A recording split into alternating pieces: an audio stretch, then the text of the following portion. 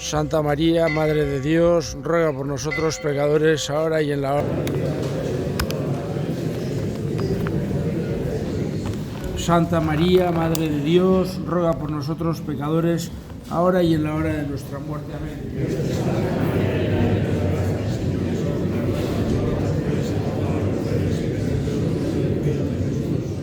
Santa María, Madre de Dios, ruega por nosotros pecadores, ahora y en la hora de nuestra muerte. Amén.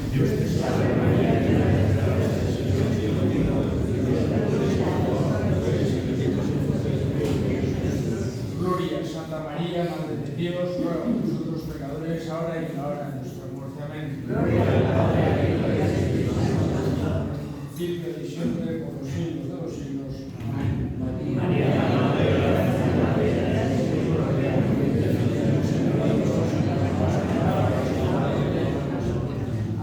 Bendito misterio de Jesús, muerto en la cruz, Padre nuestro que estás en el cielo, santificado sea tu nombre, venga a nosotros tu reino, hágase tu voluntad en la tierra como en el cielo.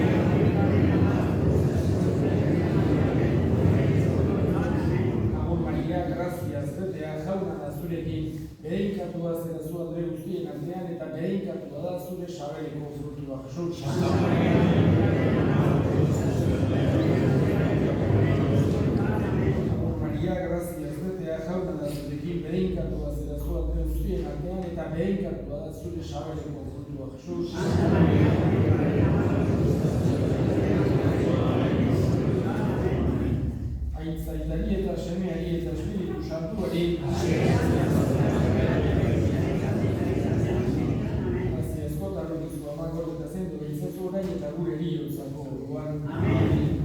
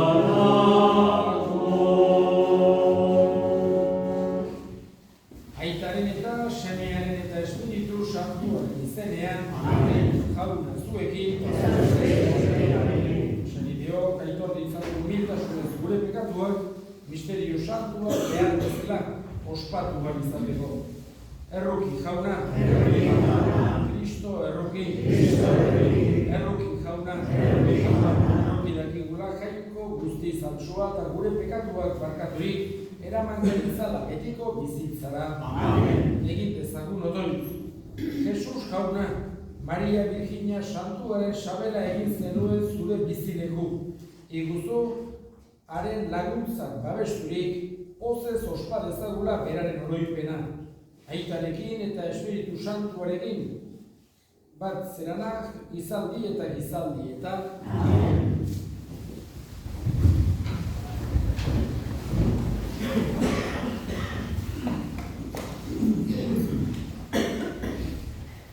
Lectura de la carta del apóstol San Pablo a los Gálatas.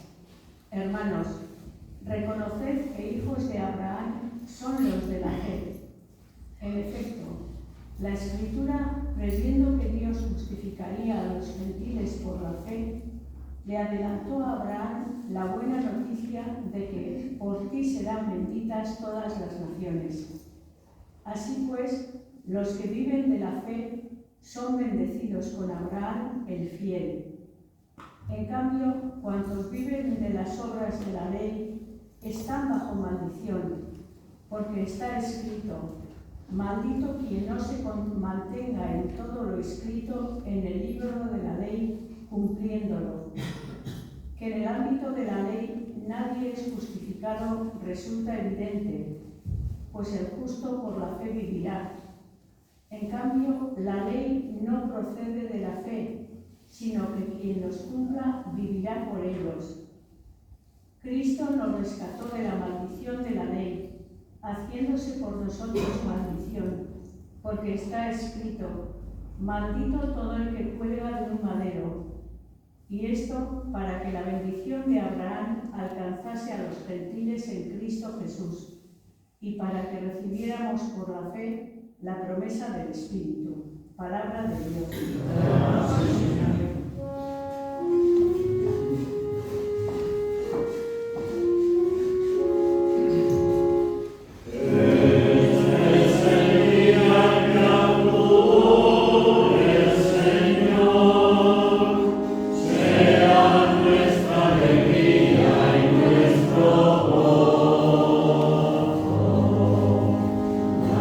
Gracias al Señor, porque es bueno.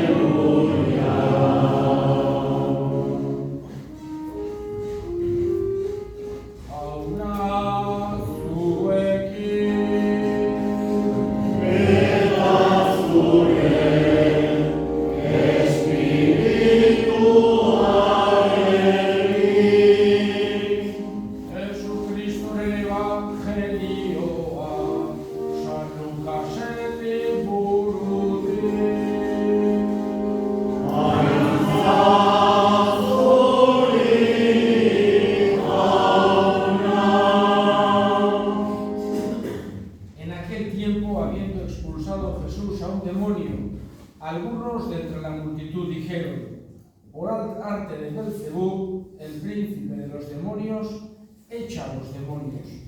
Otros, para ponerlo a prueba, le pedían un signo del cielo. Él, conociendo sus pensamientos, les dijo: todo reino dividido contra sí mismo va a la ruina, y cae casa sobre casa. Si pues también Satanás se ha dividido contra sí mismo, ¿cómo se mantendrá su reino? Pues vosotros decís que yo he hecho los demonios con el poder de Belcebú, pero si yo he hecho los demonios con el poder de Belcebú, vuestros hijos por arte de quien los echan. Por eso ellos mismos serán vuestros jueces. Pero si yo he hecho los demonios con el dedo de Dios, entonces es que el reino de Dios ha llegado a vosotros. Cuando un hombre fuerte y bien amado guarda su palacio, sus bienes están seguros. Pero cuando otro más fuerte lo asalta y lo vence, le quita las armas de que se fiaba y reparte su botín. El que no está conmigo está contra mí. El que no recoge conmigo desparrama. Cuando el espíritu inmundo sale de un hombre, da vueltas por lugares áridos, buscando un sitio para descansar, y al no encontrarlo dice: volveré a mi casa de donde salí. Al volver se la encuentra barrida y arreglada. Entonces va y toma otros 7 espíritus peores que él y se mete a vivir allí. Y el final de aquel hombre resulta peor que el principio. Palabra del Señor. Gloria a Dios.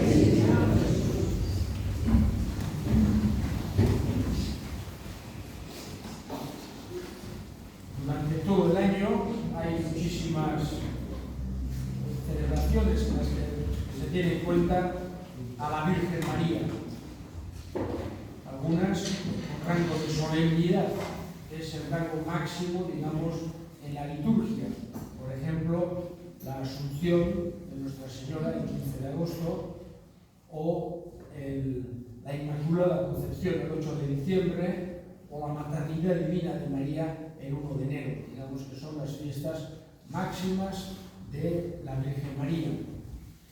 Otras también pueden ser por rango de solemnidad, en lugares localizados, en lugares concretos. Otras fiestas se celebran con el rango de fiesta, que sería el segundo rango más importante en la liturgia, como puede ser el nacimiento de la Virgen María el 8 de septiembre, por ejemplo. Y otras se celebran como memorias, algunas obligatorias y otras libres. Pero si miramos el calendario de todo el año, encontraremos que en todos los meses hay alguna celebración, bien sea como solemnidad, como fiesta o como memoria de la Virgen María. Encontramos continuamente. Incluso hay 2 meses al año que de alguna manera están como dedicados a la misma, que son el mes de mayo, el mes de las flores y este mes de octubre que estamos celebrando, que es el mes del Rosario. Y por eso, digamos que es que la Madre tenemos en cuenta siempre. Hoy mismo, por ejemplo, es sobre todo localizado en Vizcaya, pero es el Día de la Virgen de Begoña, se celebra. Hemos celebrado Virgen de Rosario, mañana tenemos Nuestra Señora del Pilar, etc. Por eso digo que la Virgen María está completamente presente en todo el calendario cristiano y la Iglesia ha querido de esa manera que continuamente nos acordemos de la Madre del Cielo para sentir su consuelo, su cercanía, para también compartir con ella las alegrías y también para pedirle ayuda en los momentos difíciles.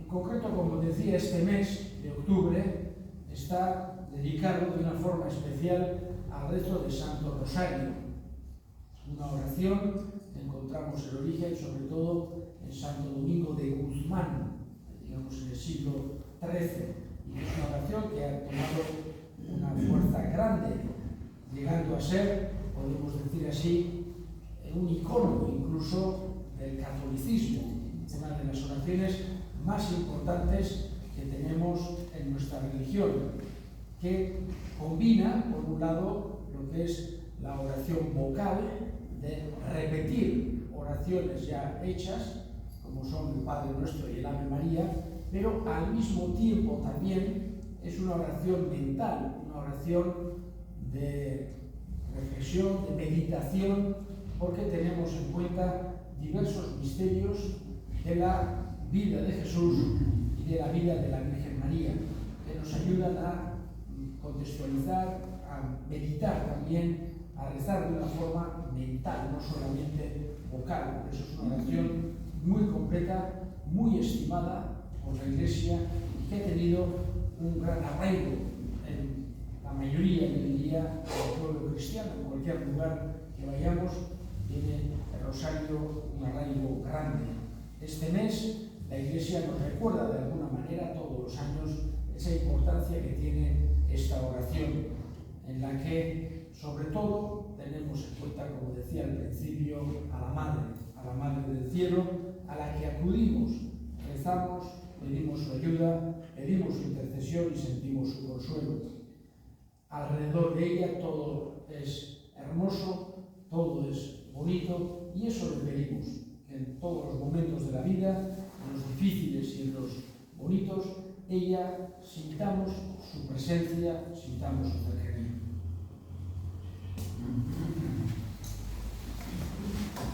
Y elevemos ahora nuestras súplicas al Señor. Vamos a pedir en este día de hoy por todas las personas que tienen dificultades para creer, para que tengan el don de encontrarse en persona con Jesús. Roguemos al Señor. Tenemos en cuenta también a nuestros difuntos en esta Santa Misa, de una forma especial a María, Pedro, Martina, Esteban, Vicente, para que el Señor los tenga en su gloria y desde allí intercedan por nosotros. Roguemos al Señor. Escucha, Padre, la oración que dirigimos por Cristo nuestro Señor. Amén.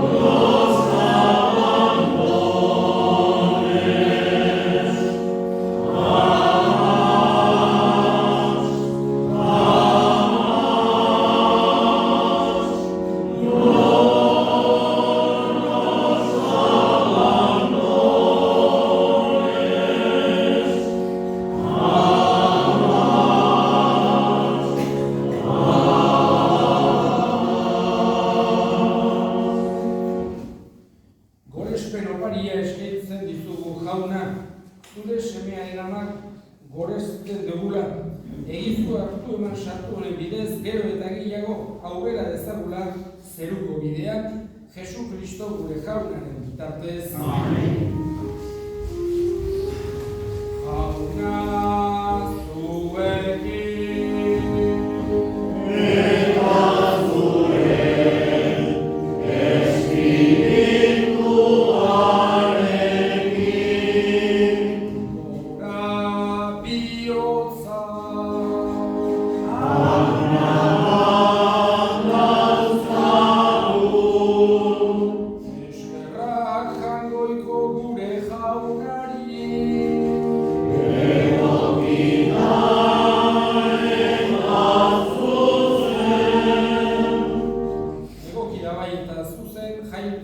jauna kantu aitortzea miragarria zerala santu guztien ospean eta batez ere Maria Birjina ospatzen dugun honetan. Zure maitasuna gorestea haren eskerronezko kantu berarekin. Egia da bai handiak egin dituzula mundu guztiaren alde, eta gizati guztietara zabaldu duzula zure errukia, zure mirabearen ezereztasuna ikusi eta haren bidez gizakiari eman diozunean munduaren salbatzailea zure seme Jesu Kristo gure jauna. Beronen bitartez, zure handitasuna aitortzen dute ingeruek, beti pozez elkarturik zure aurrean. Onar ezazu jauna, haien gorespenekin bat egin ditzagula guk ere gure kantu hotsak.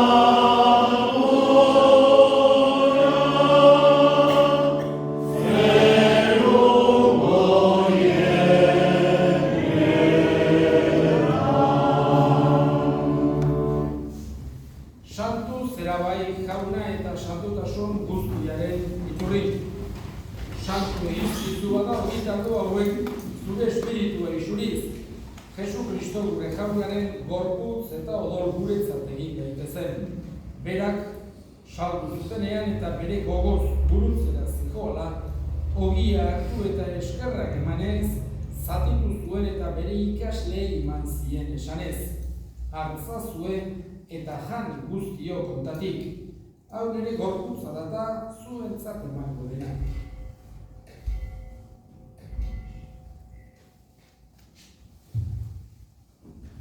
Afalondoan berdin kaliz harturik berriz ere eskerrak emanez, bere ikasleen eman zien esanez. Hartza zuen eta edan guztio kontatik.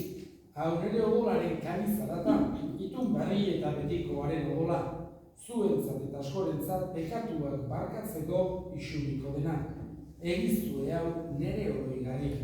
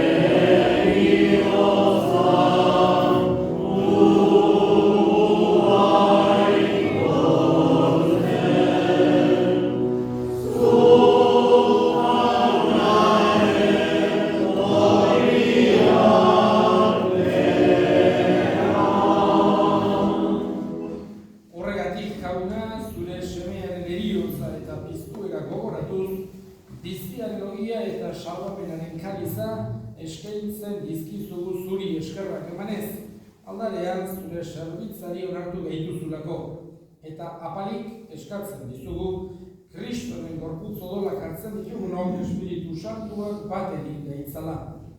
Gogoan izan jauna mundu guztian zabaldurik dagoen zure eliza. Eramazu maitasun osora Frantzisko gure itasun Florentzio gure hartzaiarekin eta eliz gizon guztiekin batean. Gogoan izan jauna pizteko itxaropenean joan dira gure senideak eta hildako guztiak.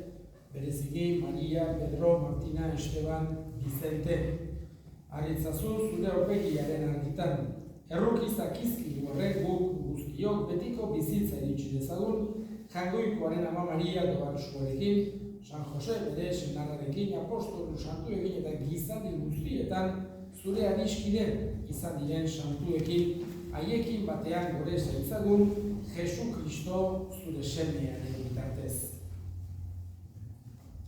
Honen bitartez, honekin eta honengan, zuri eta Jaungoiko alguzdikun horri Espiritu Santuarekin batean, ospe eta hitza guztia gizaldi eta gizaldi guztietan. Salbatzaileak agindu eta erakutsiari jarraituz, bitur gabe esan dezagun. Gure aita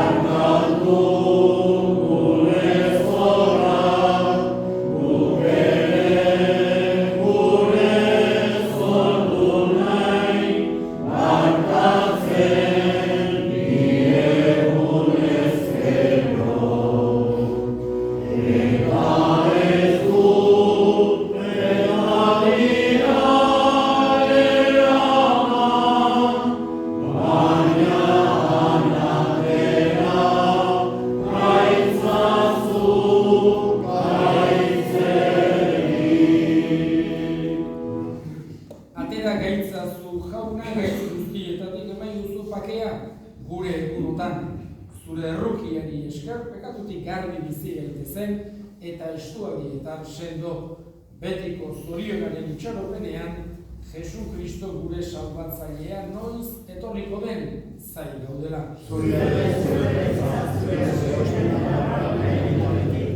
Jesu Kristo gure jauna, zure esana da apostoluei pakea guzten dizuet, nire pakea ematen. Begira zure elizaren sinismenari eta ez gure pekatuei, eta zure gogoaren bezala, eman jozu elizari pakea, eman batasuna. Errege bizi baizera gizaldi eta gizaldietan. Jaunaren pakea beti zuekin. Eman jozue pakea.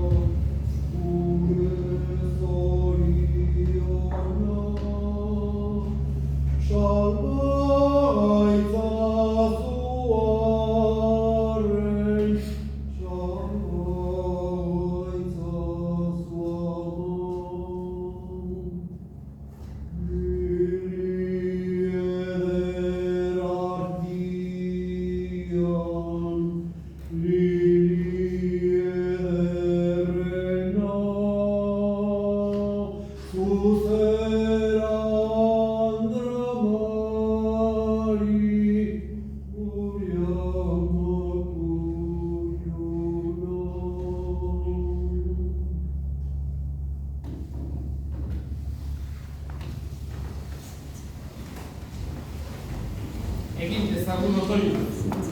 Zerumos sakramentu harturik gaurna apalik eskatzen dizugu Maria Birjina Tobatsuaren eguna ospatzen degunok beti ereko afarian maikide izatea irits dezagula. Jesu Kristo gure jaunaren bitartez. Amen. Jauna zuekin. Edeika zaitzatela jainko guztiadunak. Aitak eta semeak eta Espiritu Santuak azte jaunaren bakean.